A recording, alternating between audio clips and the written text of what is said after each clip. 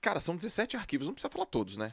Nem dá pra gente falar todos. Nem dá. Então, ó, eu vou falar 4, os primeiros 4, tu escolhe um e fala. Tá. Arquivo 1, as pessoas ricas acreditam na seguinte ideia: eu crio a minha própria vida. Arquivo de riqueza 2, as pessoas ricas entram no jogo do dinheiro para ganhar. Arquivo de riqueza 3, as pessoas ricas assumem o compromisso de serem ricas. Nossa, isso aconteceu comigo. Elas não querem, só, vai ser legal isso acontecer. Não, elas colocam como objetivo. Isso sou eu, total. E arquivo 4, as pessoas ricas pensam grande. Escolhe uma das 4 aí e versa. Freestyle. Vou pegar o arquivo 4. Tá. A gente já falou um pouquinho disso naquela meta Exatamente. financeira, né? É, Pra quem chegou depois, esse livro é baseado em um evento, e no evento pediam pra você escrever o que de fato você ia fazer em termos de meta financeira, e todos nós botamos metas bem baixas, e acabou que a gente passou muito. Mas ele sempre, quando vai falar esses arquivos, ele ainda fala: as pessoas ricas pensam assim, as pessoas de mentalidade pobre pensam, e ele mostra que é o contrário. E o ponto é que essa parte de pensar grande é muito importante. Porque se você pensa pequeno, para chegar no seu objetivo, e não tem nada de errado em pensar pequeno em prazos mais curtos. O Tony Robbins tem aquela frase muito famosa que diz que a gente costuma superestimar prazos curtos e subestimar os longos. perfeito. Eu acho que a gente vai fazer o contrário, né? No curto você subestima de fato e você superestima o longo, porque no longo prazo muita coisa pode acontecer, igual aconteceu com a gente. Mas o ponto de pensar grande é importante porque pensar grande te obriga a agir de uma forma diferente.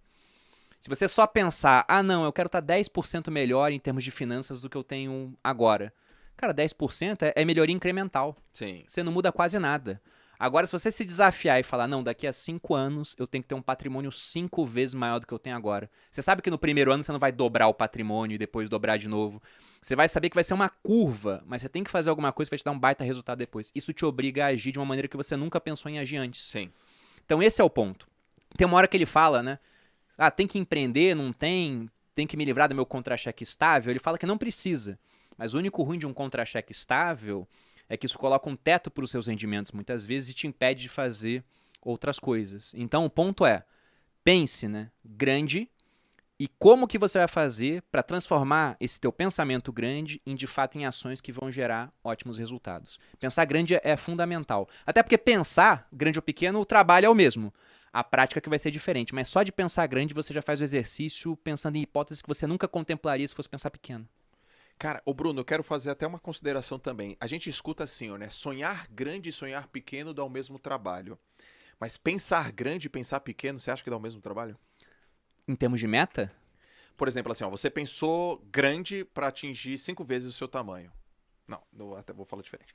Você pensou em crescer 5, pensou em crescer 1, dobrar. Dá o mesmo trabalho? acho que sim, cara. É. Se você, vamos supor, eu gosto de separar períodos do dia para pensar. Não que minha cabeça respeite esses períodos, né? Ela costuma pensar depois disso também. Porque eu sei que sonhar grande é porque sonhar e pensar tem uma diferença, né? Sonhar é mais um devaneio. Pensar é Sim. uma coisa mais direcionada, né? Concordo. Mas por que eu digo isso? A gente não controla tudo que a gente pensa, né? Eu Exatamente. tô lendo um Desaparece. pouquinho do Nietzsche, que talvez eu coloque no meu clube do livro lá. Tô pensando se eu coloco, porque a filosofia do Nietzsche é assim: ele cospe tudo num livro e foda-se você pra entender, então tem que ter uma aula antes pro pessoal aprender a ler Nietzsche e uma depois pra falar sobre o que leu. Primeiro palavrão. Foi de fato. E foi citando Nietzsche. Já faz um Reels aí, ô Palavrão. Kaique. É palavrão com classe, velho. Aqui a conversa, galera, é Lorde. Vai por mim, pô. Mas o Nietzsche, ele tinha uma ideia, ele tinha uma frase dele que ele falava: há algo que pensa em mim.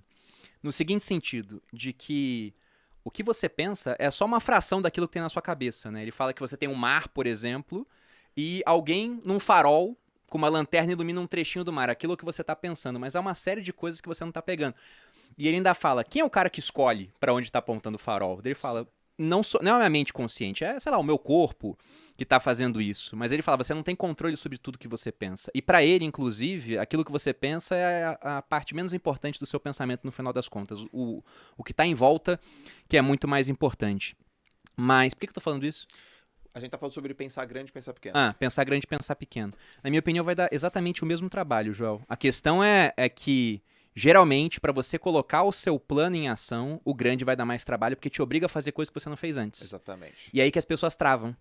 Porque fazer coisas que você não fez antes assustam. Você tem medo. E ele tem um arquivo de riqueza que fala disso, né? Que os ricos, as pessoas de mentalidade rica, agem apesar do medo, enquanto as pessoas de mentalidade pobre, elas ficam travadas pelo medo. Sim. E se você deixar que o medo te trave, você não faz nada diferente. Se você não faz nada diferente, você fica no mesmo local, apenas com melhoras incrementais. O que pra quem ganha muito bem, talvez seja interessante, mas pra quem tá na merda, tá endividado, precisa de renda nova, não tá satisfeito com o trabalho que tem, é a morte, pô. É. Então você tem que fazer coisas novas. E pensar grande vai te obrigar a fazer coisas novas.